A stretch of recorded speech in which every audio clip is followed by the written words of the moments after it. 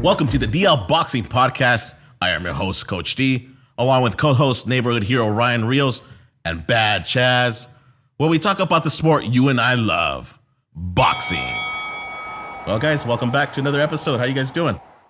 Oh, man, awesome, dude. Good, Glad to be back in the studio. Right, right. It feels good to be back in here doing our thing, right? Yeah, it's nice, man. Yeah. Missed it. Yeah. Did you guys have a good Halloween yesterday, man? Oh, awesome. You know what? It was great. I got to hang out with you Sunday, and then I went over to your place Monday, man. Right. Everybody had a good time, dude. It was great, man. It was a good time, man. Good time. Awesome tri-tip, Daniel. Great company, Chaz. Yeah, man. Excellent past couple days, man. Yeah. I totally agree, guys.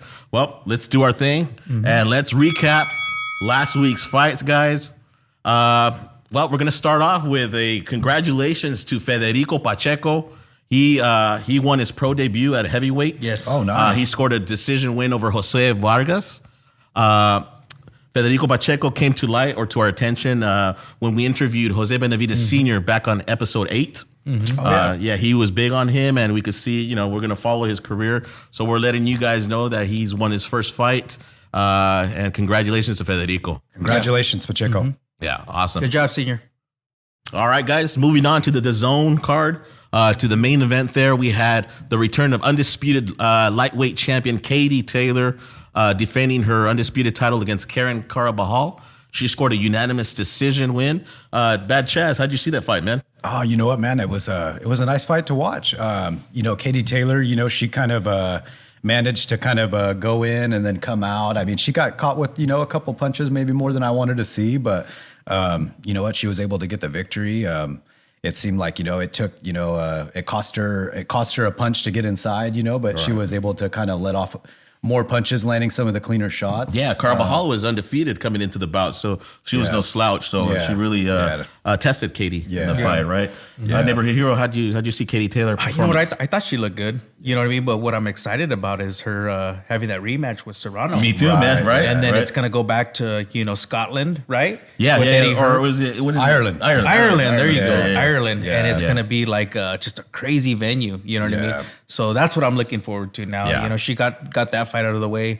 Now it's back to negotiations. Yeah. So hopefully we get that fight, and man, that's a fight I can't wait for. You know what I mean? Well, like the women's 135 pound division is getting exciting. Yeah, man. It's kind of on this wave right now. And then we just have Alicia Bumgarner. She's kind of made her way into it as well. And I mean, right. You always have the division under and above to contend with each other, right? Yeah, so you're right, Bumgarner and all that. It's gonna be nice. It's gonna be nice if they mix it up. It's if like we get the fire fights, hot right now. That women's division, dude. The women's right now, dude. They're just going after it, dude. It's a great time for women's boxing. It is. It is. Like, who do they find to spar with to get prepared for this? Because man, they're putting on a good show. And like they know how to fight, man. And they're hungry, dude. All of them are hungry, man. Yeah, that's for sure. Yeah, they're inspiring the new generation, so it's even gonna get even better. Yeah. You know what I'm saying? So I can't wait. Yeah, it's good. Yeah. It's good for the sport of boxing, for the women's boxing. Absolutely. All right, guys, let's move on to the ESPN card that we had last weekend. We'll start off with the grandson of the great Muhammad Ali. Nico Ali Walsh was back in action, guys. He took on Billy Wagner, and he scored a unanimous decision over 6 rounds. Hard-fought decision. Nico finally fought someone that actually had a little confidence in himself and actually threw back at Nico and caught Nico too often for my liking. Yeah. But Nico still did his thing. He dominated, most of the rounds and got the decision. I don't know. How do you guys see his progress going so far? You know what? Like you said, he got caught more than we probably wanted to see. Yeah. But at the same time, I mean, he is a prospect. He's coming into the game. Good point. Yep. And I mean, he took to the punch as well. The guy that he fought, he kind of looked a little awkward or like maybe not so confident. But I mean, I guess he was like a bare knuckle fighter. I mean, you got to understand, like that guy. He wasn't going anywhere after he took a good shot. Like, if you can get hit with some knuckles, man, he can get hit with the. Right, probably felt like pillows. So I mean, Nico Ali Walsh, he started the fight off and he showed a good jab, going from downstairs upstairs. Yeah, he just probably needs to work on coming off the line a little bit. Getting off the line to. But I mean, if he didn't learn anything from this fight, what would he have taken from it? You know, so right. So it's a good thing he didn't get a blowout. You know what I'm saying? Like, you don't learn much from taking someone out in 20, 30 seconds. So that's a good point that you made. Anything that you saw in Nico that I agree with you guys. You know what I mean? Like to me, he was kind of more of a one-dimensional fighter.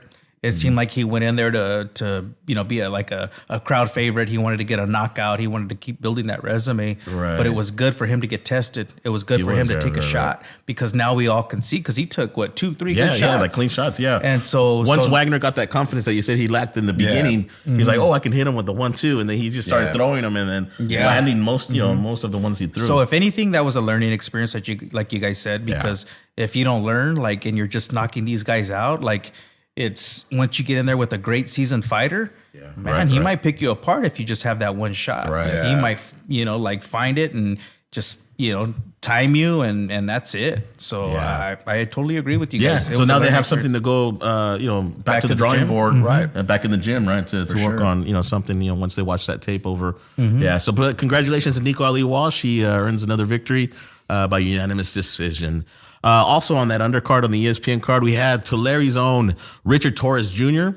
He scored a TKO in round number 3 over Ahmed Hefny. Your thoughts, Bad Chaz? You know what, man? On that fight right there, Richard Torrez, he comes forward. He comes forward fast. He comes forward. Yeah. He is kind of a smaller, shorter heavyweight. You know what I mean? But I mean, today's standards. I don't want to sound biased, but I mean, he comes from my backyard. So I'm I'm right there trying to support him, and I want to see him perform and stuff.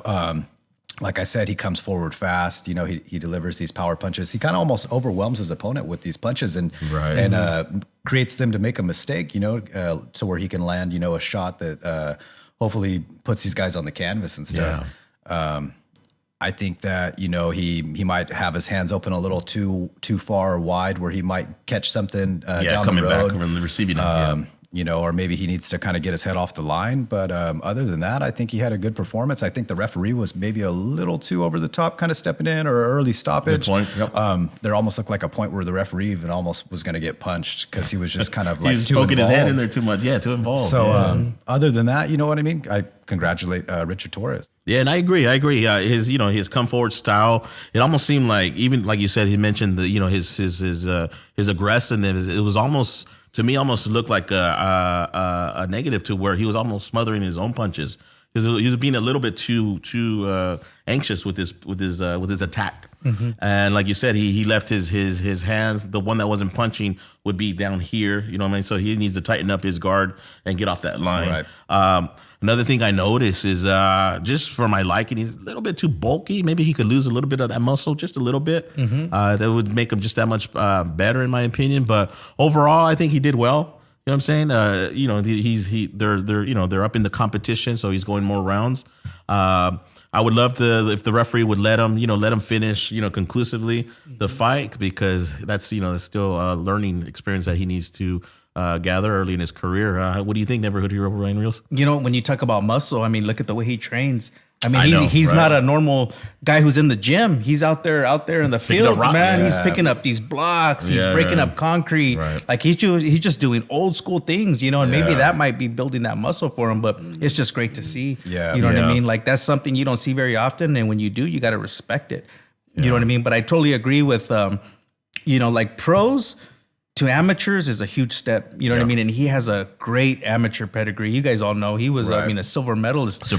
As a heavyweight. When was the last time? Was it Riddick Bowe? Yeah. That's crazy, dude. That's a long time ago. So you got to give him much respect. And again, he's right next door, you know what I mean? And we spoke with his dad the other day, not too long ago. So, I mean, just great people. Yeah. Just good people, man. Yeah. And we're going to continue to follow him, continue to support him. And man, I can't wait to see him in the ring again. Yeah, you're right. It's not criticizing. I'm sure they see all those flaws when they look back at the tape, and they have, again, another fighter that has something to go back to the drawing board and correct. Yeah, and it's just a learning process, right? 4-0, his fourth fight. Mm-hmm. He has a lot of learning to do, and he's getting it done. Yeah, he is. He's getting it done. But I seen the same things you did. You know what I mean? It's like if you're one dimensional and you step up, because there's levels to this game. You know what I mean? And then as soon as you start stepping up these levels, you got to change your attack, you got to change your style, you got to change your defense, everything, and that's with experience. Yep. So I totally agree, man, and you know, I'm just so excited to you know, see him flourish, and you know what I mean, like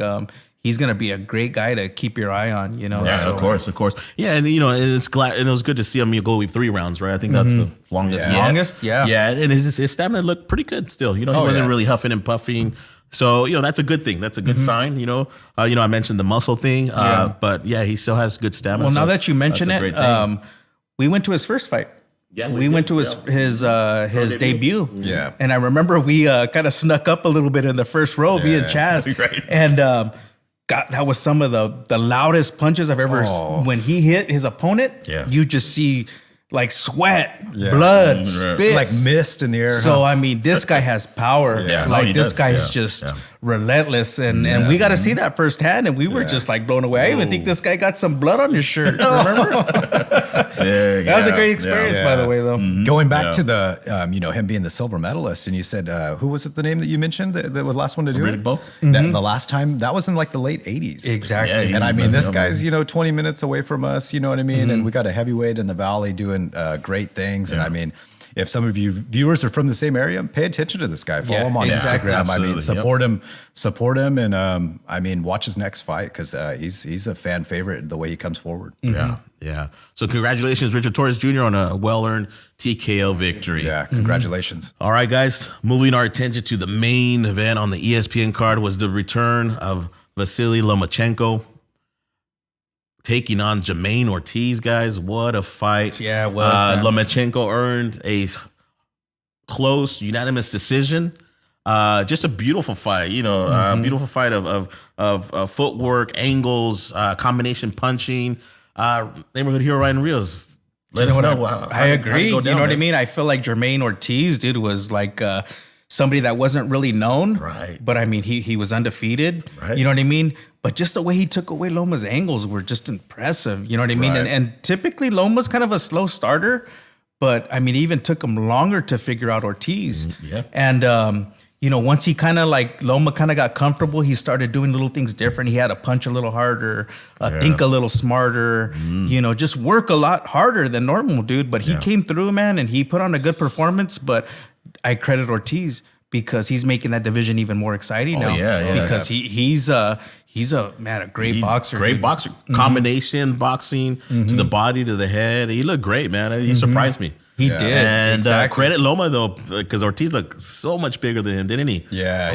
But still, he freaking battled it out and got that victory in the end. I think a lot of it was the body punching of Lomachenko.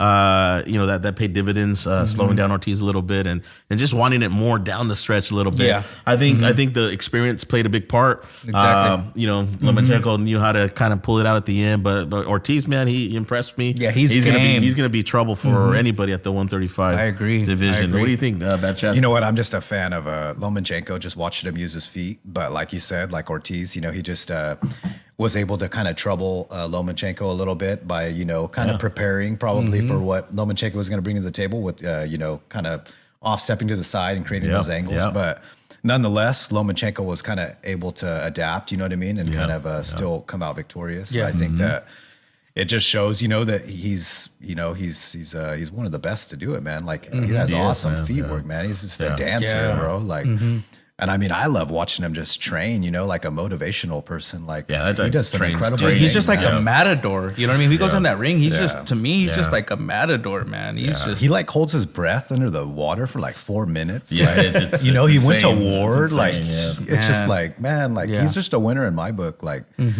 So I mean, but Ortiz, like he's definitely just added to the 135-pound division. I agree, man. God. There's just a lot going on. Just a great boxer, man. Those combinations that he was catching Loma or stopping Loma from coming in was just beautiful. He wasn't scared to engage with Loma and take away those angles like you mentioned. Smart, man. Smart, yeah. For a young kid, for a young have kid, that 16 IQ fights, like that. Yeah, you know what I'm saying? He's a big kid too at that division. Big kid, long reach, man. Long reach, yeah. Knows how to use that distance, man. So and once you get experience with the best, like Loma, you're gonna be even better than your next fight. Right. That confidence is to be skyrocketing. Brings up your name a little bit. Brings up your game, everything, man. So So, man, I'm looking forward to seeing Ortiz just as much as Lomachenko. Same here. He made me a fan of that fight, definitely. Right. And speaking of Lomachenko, guys, we had Devin Haney climb into the ring and say, hey, I want you next, right? Yeah.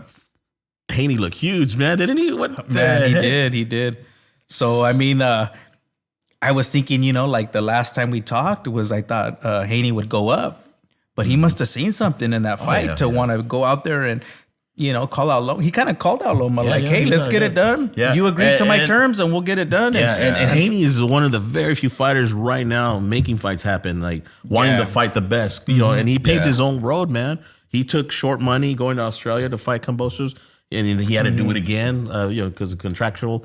And he did it again in Australia. Now he's calling the shots, man. And that's how you do it, man. You go and you sacrifice and you earn it. You earn it. He earned it. He earned it. I like how Haney kind of said, hey, I put all this stuff in my contract for Kambosos. Exactly. That's exactly how. Why don't you do the same, man? And we'll make this happen.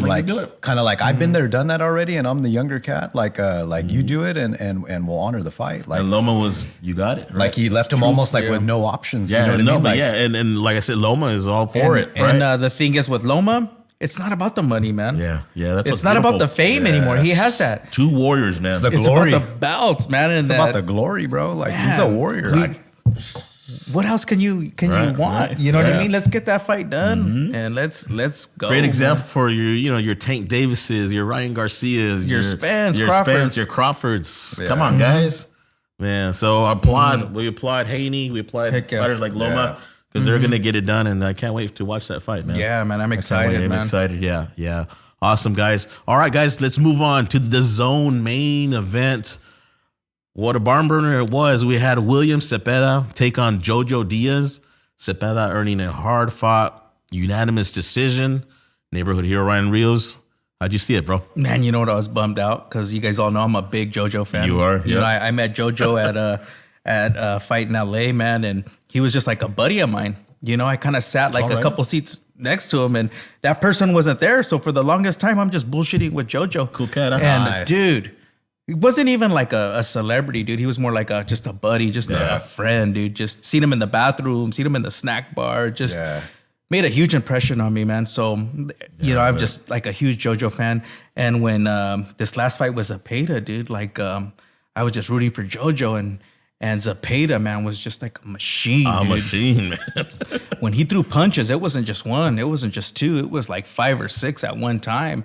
And, JoJo, I thought, he was trying to catch him, slow him down, but Zepeda never slowed down. From the first round to the 12th round, man, he was just a motor, a machine. And I've never really seen anything like that, dude. I mean, the closest thing that I've seen was maybe when Bivol beat Canelo. Right. But as far as just Zepeda, man, I remember he beat Hector Tanahara, and I was huge on Tanahara, and he took it to Tanahara. And I was just like, wow, dude, I want to see this guy again. And he fought a couple other fights, but just was against no name. So I really couldn't figure out, how good he was until he beat JoJo. Yeah. So again, we have another guy at 135 that's just a monster, man. Right. And the scorecards, I think had Zepeda winning 11-1, 10-2. Yeah. But looking at it, it was very highly contested fight. They just gave those rounds just to Zepeda, but it's not like he wiped out JoJo. You know what I'm saying? I mean, JoJo caught him with some good shots where he even stunned him. Yeah. But all JoJo could do, and anybody just in JoJo's position, was just to catch those shots. Right. Because you're getting hit just constantly. 4, 5, 6, 7. Yeah, dude. Every time. It was just crazy. But hats off to JoJo because, dude, he's a warrior, man.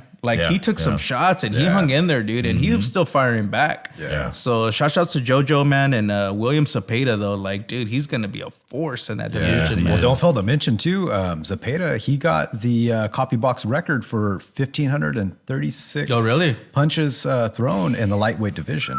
And that's a record that he had. Dude, that was a record-setting performance, bro. Over 1,500 punches. I mean, dude. Diaz, going back, he didn't give that fight away, and he has a great chin. But Zepeda just had the higher volume of punches, and kind of. It was unreal, dude. I mean, when you get a guy that's kind of countering or surviving the fight, or he's landing his own punches, I mean, you're just gonna have to outnumber him in punches. You know what I mean? So he throws 3, you gotta throw 6. Yeah. Talk about being busy, man. That guy was busy. He Zepeda, earned his paycheck. He that's did. for sure. And I mean, it's not like he stayed it's not like he stayed upstairs. You know, he went from the body back upstairs, and it's just like it's almost like he was just practicing on a punching bag. And what was cool is during that fight, I seen Juan Ramirez, dude. Yeah, I thought he was working the corner, and I'm like, dude, you're working the corner. I was like keeping in touch with him, you know, and he's like, nah, I'm here to watch the fights. I'm like, dope, dude, you got great seats, man. Yeah. So that was cool. It was out in San Diego. Juan Ramirez was there. That's right. That's where he's from. Yeah, dude. So it was cool to see too. And he messaged you back too, like while he's watching the fight. Of course, man. Great guy, dude. Yeah, great guy. Yeah, he's a good person, man. Yeah, that's cool, man. I'm glad he enjoyed the great fight. Yeah, man. dude, that was an excellent fight. I wish we should have gone, man. Yeah, you know what, man? I wanted to, man. Yeah. We had access to the next one, right? the press conference. And, we had credentials to all that stuff. Yeah, that's cool. It's just a little other ways, you know. Last minute. Yeah. All right, guys. Well, good. Those were the recap of the fights that happened last weekend. Let's move on to fight week. All right, guys. This is a big one, right? We got one huge fight to review here. It is going to be the main event on the DAZN card happening November 5th, this Saturday, where we have Dmitry Bivol, the WBA light heavyweight champion of the world, taking on the undefeated Gilberto Zurdo Ramirez. Guys, this is going to be a great fight.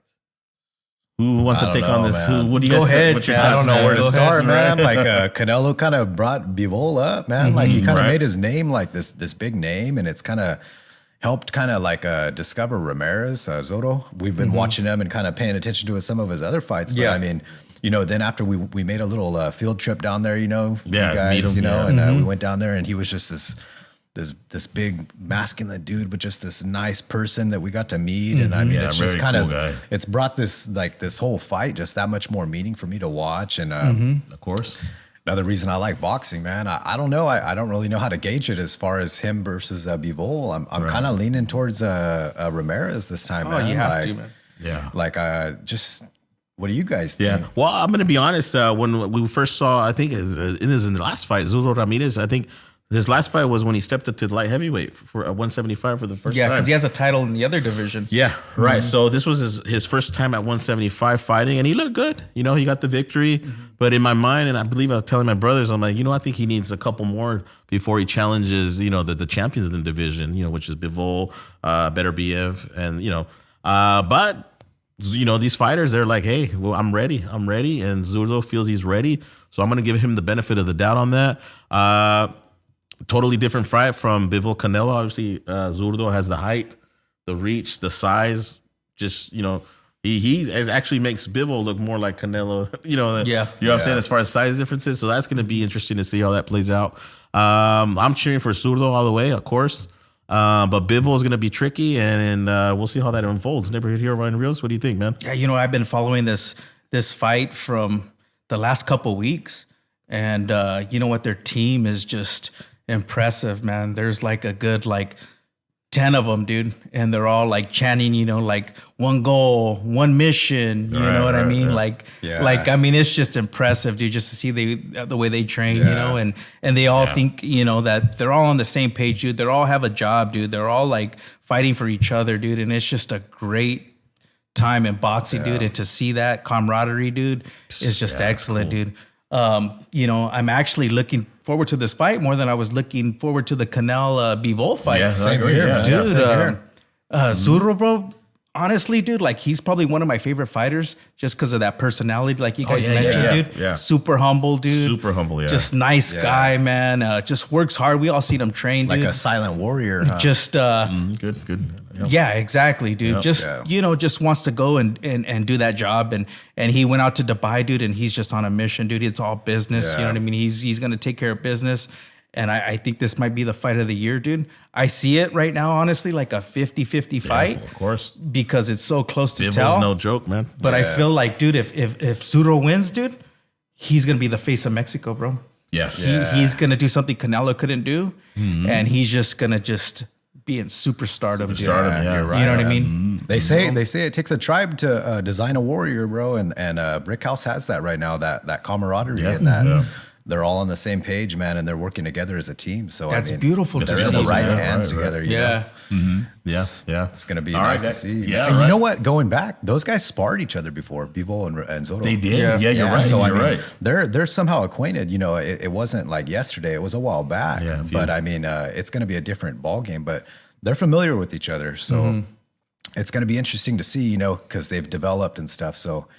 I mean, I hope a lot of people watch that fight so that way when we review it on our next episode. You know what, guys? If you're going to watch a fight, Yeah. this fight's going to be historic. So, I mean, we're not just talking to talk. And it's going to be in Saudi Arabia, right? Yeah. Abu Dhabi so the time's going to be a little Dubai? different. It's going to be on the zone. Yeah. What time would it be? 10 o'clock is the time the card starts, but the main event should be on between 1 to 2 p.m. Yeah. Oh, yeah, nice. So make sure to check out that fight because this is going to be a guys. fight you don't want to miss, guys. I agree 100%. All right, guys. Who's O is going to go? Who's O is going to go? I don't know, man. I'm rooting for Zurdo Ramirez. So Bivol's man. O is going to go. Yeah. Yeah, but I'm not like trying to say that Bivol's like just gonna get walked over. Right, either. right. Yeah, Like, no, Bivol's excellent, dude. Bivol's a pressure fighter, dude. Yeah, but smart fighter. again, smart fighter, right? Yeah. yeah, In and out. smart, just tough. But I just figure Zurdo's toughness and his experience is gonna win him that fight. His team also, and so it's gonna be a split decision, dude, for Zurdo. Nice. Yeah, I that's like probably, that. That's probably pretty It's accurate. good. Yeah, right there, I bro. don't see him. Bivol's too tough. I'm gonna go Zurdo split decision too. Yeah. earns it down the stretch, man. And so we have. I would agree with that. Yeah. All right, guys. Like we said, tune in November 5th to Zone for Bivol versus Zurdo Don't miss it, Ramirez. guys. Don't Yeah. miss it for the WBA Light Heavyweight Championship of the World. All right, guys. Turning on to our next segment. It's a hot topic throughout the whole boxing world and sports entertainment, and that is celebrity boxing. Guys, do we like it? Do we enjoy it? Do we hate it? Is it the WWE of boxing? What do you guys think, man? You know what? I'll watch it because it's on, you know what I mean? But I don't really want to pay for it. Like just yet, I guess. Like unless it's just like some names that I'm really like crazy about. But I mean the recent ones. Like, Yeah, well, let me there give you that haven't been name. Jake Paul versus Anderson Silva. They fought last Saturday. We didn't recap it because I felt this should be on its own segment. Is it something that we should recap? And comment down below if it's something that we should recap on our show, on our podcast, the celebrity boxing, such as Jake Paul. But coming back to you, Bad Chaz, that's an example right there. What do you think of that? Like I said, like I'm not really wanting to pay for it. I mean, and then it's almost kind of disrespectful to the guys that, you know, have worked their whole life, you know? Yeah. And I mean, you know, they've started from the time they were, you know, less than 10 years old, and they've kind of learned the sport, and they've built their name up and made it all the way to pros, and they understand it. And then you kind of see the styles and the class when you watch the fights, you know, like that fight versus, you know, watch Loma Ortiz. You want to pay $75 to watch that fight, or you want to pay $75 to watch an actual real like title fight, because that's the price, what you're going to pay, Right, $75 for a pay-per-view title fight, and you'll see the difference in I guess like their work ethic or their just like how smart they are as fighters, you know. So I mean, like I said, like I still want to watch it and pay attention to it, you know, because I just like to watch the fights, you know. And I mean, they have some impressive knockouts, but I guess there's a market for it there. But no, I don't want to disrespect real fighters or people that have worked their whole life to, you know, challenge for belts or defend themselves. Like, what do you guys think? So on the other side of that coin, I'm going to give it to you, Neighborhood Hero Ryan Rios. On the other side of that coin, we have, say, Jake Paul has actually worked very hard to build his popularity and build this format. Why not? I mean, as far as Jake Paul, you guys are talking about celebrity boxing, right? Yeah. I mean, is he considered a celebrity? Right. Well, it's going on the real boxing record, right? Okay. Right. Well, when I think of celebrity boxing, like I'm a fan of it. You know what I mean? I'm a fan of watching two dudes that I've known growing up, actors or two boxers, or I mean, I'm sorry, two football players, a basketball player, and I'm more on the lines like, yeah, dude, I want to see it. Of course, I want to see it, but let's let that money go to a charity. Let's let that money go to something that's worth something. If you guys are gonna go in there and you guys are gonna fight and we're gonna pay for it, let that money go towards something else. Yeah. You know, with Jake Paul, dude, money's going in his pocket. Yeah. It's going in the pocket of who he's fighting. And you know, what good is coming out of that? Yeah. You know what I mean? So like a lot of times when I remember celebrity boxing or you know, just people putting on like a fundraiser, like same thing with like De La Hoya when he fought Shaq. A lot of that money went somewhere. Yeah. So I applaud De La Hoya for that. I applaud Shaq for that. But again, you're getting like YouTubers, dude. You're getting these fights that all the money's going back to them. And I don't respect that. Dude. Since when were YouTubers celebrities, bro? Like exactly, we're not celebrities and we're on YouTube. You know, like we're not getting those wages. Well, maybe me and you should box. See how much challenge, bro. You're gonna get challenged. Yeah, dude. Let's go at it, dude. I want $1 million. Yeah, bro. Exactly. I'm calling you out right now. We want pay-per-view. We want $80 on a Saturday night. Yeah, on Saturday. Who wants to see me and Neighborhood Hero and Bad Chaz? Comment down below. Yeah, bro. You can buy into that. Yeah. Zoom, huh? Yeah. Yeah. Okay. Yeah. So, but Jake Paul, you know, actually, I do want to say something good about what Jake Paul's doing, and actually, he wants to build an association or some type of thing where he's gonna build some fund for ex-MMA and boxers to have some type of health insurance after so he is kind of doing something. Yeah, so he is positive. doing that. Okay. Yeah, he's doing a lot of, you know, I wouldn't say a lot, but yeah, that's something positive that I read and heard.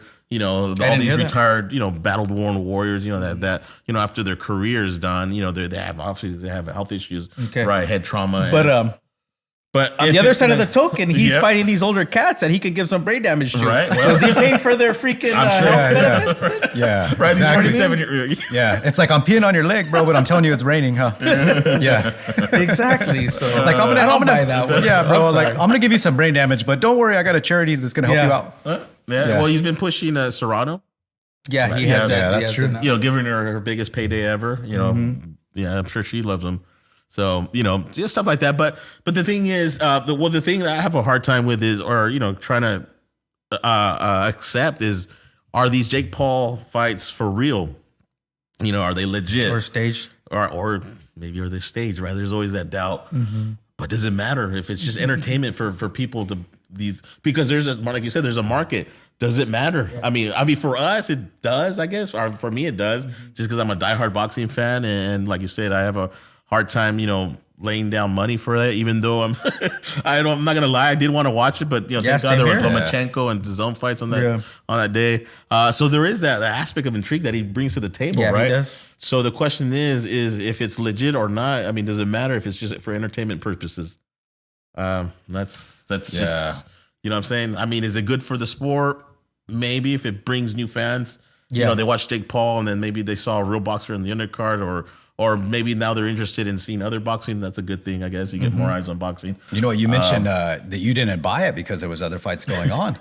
Right. And like, why are we going to have celebrity boxing whenever there's like real fights going on and these guys are and it's like you have this fight going on, but then you got actual real fights going on where these guys are actual, you know, fights that real boxing. Like, I don't know why they should have that going on. Is there another day of the week that, you know, that could be taking place? You know what I mean? So it's not a Saturday, a Friday, or Monday. Yeah, exactly. Like Tuesday night boxing or something. Yeah, so I guess maybe the word celebrity is maybe a wrong term that maybe where we were talking about, like you said, but Jake Paul, he's accumulated a 6-0 boxing record, so these are counting towards his pro boxing career, and we'll see where he goes from here, man. I mean, if he, but at the same time, these fights, if you take any pro boxer and you look at their first 5-6 fights. They're going to be fighting, no names, right? Yeah. So him fighting at least MMA names, it's respectable, decent. Yeah. For him starting 2.5 years ago, I mean, he looks all right. But like I said, when I watch it, something bugs me. Something doesn't feel right? And then we're talking like, man, give me 4 months, man. Yeah. I might compete with Jake Paul. You know what I'm saying? I think Mayweather started. That's how bad I see him right now. So, but remember, you came over to my house the first time. When he fought Conor McGregor. He fought Conor McGregor. Yeah. And I bought it like not knowing. You know what I mean? But like it was. But dude, that was Mayweather earned his keep, dude. That's true. That's true. That's very true. And then these guys kind of seen an opportunity, and they've been kind of like taking. And that's what it is, an opportunity. Yeah. And. You know what? Like I would just like for them to give back a little more, maybe. Because he's handpicking his fights, dude. Yeah. He's just, and maybe like a $10 pay-per-view, huh? $10 or something, dude. Or maybe we get a discount because we're subscribers. Like we have. We get to choose where the money goes to. You know what I mean? Yeah. So who knows? Yeah. Exactly. All right. Well.